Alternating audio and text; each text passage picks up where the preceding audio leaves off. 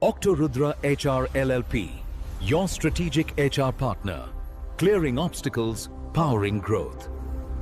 All right, we need to talk. We need to have a serious conversation about one of the biggest, quietest problems happening in Indian IT. It's a trap, and it has caught an entire generation of engineers. So let's go back in time. The year is 2007.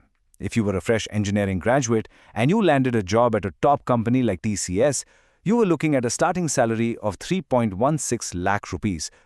Not bad. A solid start. Now, fast forward all the way to today, 2024, 17 years later. What do you think that same job at that same company pays a fresher now? Just 3.36 lakh rupees. Let that sink in.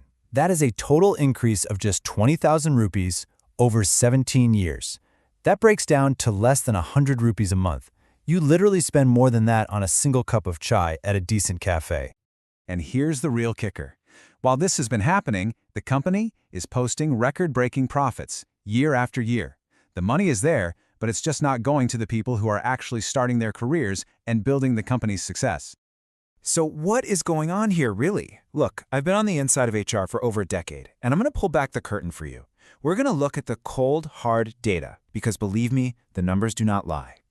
This is where it gets absolutely insane. Just look at this chart, that tiny little 6% bar. That's you. That's the fresher salary growth. Now look at the CEO's salary growth in the same industry, over 400%. And the cost of that BTech degree you had to get for the job, that's gone up by 700%. It's pretty obvious where all the money has been going, and it hasn't been going into the pockets of entry-level engineers.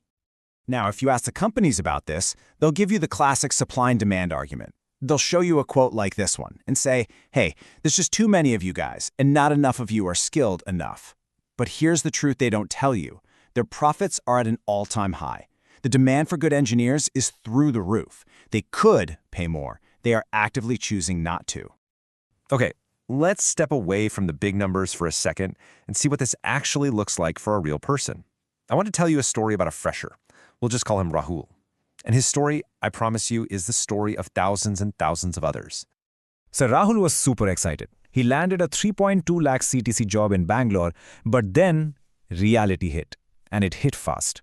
45% of his salary, almost half, gone, instantly, just to pay rent for a room he was sharing. Then you add food, transport, taxes, and what's left is barely anything. Forget about saving. That wasn't even in the picture. And this is the part of the story that just blows my mind. After a year and a half, Rahul quit his job. Not because he got a better offer, no. He quit because he literally could not afford to work there anymore. He had to ask his dad for money to cover his expenses, the same dad who already took out a loan for his engineering degree. This isn't just Rahul's story. This is the crisis.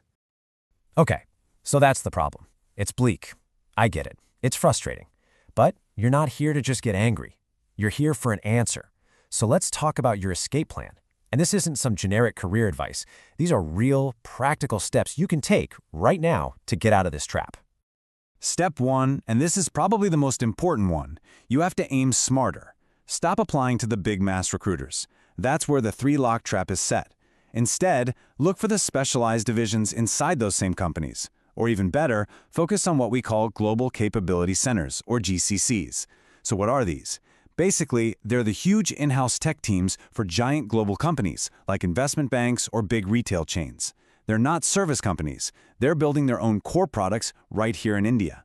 And because of that, they pay way better. We're talking starting salaries of 6 to 12 lakh. That's double, sometimes triple, what the mass recruiters offer for the exact same skill set. Step 2 is all about getting noticed. Did you know that most resumes, maybe 80% of them, are rejected by a machine before a human ever even sees them? It's called an applicant tracking system, or ATS. The way you beat it is simple. You use the exact keywords from the job description in your resume. If they want RESTful APIs, your resume better say RESTful APIs. Also, your LinkedIn headline is not engineering student. It's future Java developer or aspiring data scientist. Recruiters search by job titles. You have to make yourself searchable. But most of all, you need proof of work. Your GitHub profile is your new resume. It's more important than your GPA, I promise you. And finally, you have to master the game itself. Applying online, what we call a cold application, has a terrible success rate, maybe 5%. But an internal referral, that has a 40% success rate. It's a game changer. Find people from your college on LinkedIn who work at companies you want to join. Send them a short, polite message. Don't just ask for a referral. Ask about their work. Build a small connection first. And please, when you get that offer, you have to negotiate. The first offer is never the best offer. Even if they say the base salary is fixed, ask for a joining bonus. It shows confidence and it shows you know your own value. Look, I know hearing all of this might make you angry, and honestly, it should. But the point isn't to just be angry. The point is to realize it's time to stop playing their game by their rules. It's time to change the game. So, let's be real. The system is broken. It's set up to benefit the companies, not the freshers. And that leads to the big question, right? What can you, one person, possibly do about it? And here's the answer. Yes, the system is broken, but you are not broken. Your skills have value. Your degree has value. Your job isn't to fix this entire broken system by yourself. Your job is to change the game for yourself. The only reason a 3 lakh starting salary still exists in 2024 is because, as a group, we keep accepting it. But every single time one of you targets a better company, negotiates an offer, or builds a killer GitHub profile, you're sending a message. You're casting a vote for change. The day we collectively stop accepting it is the day it has to disappear.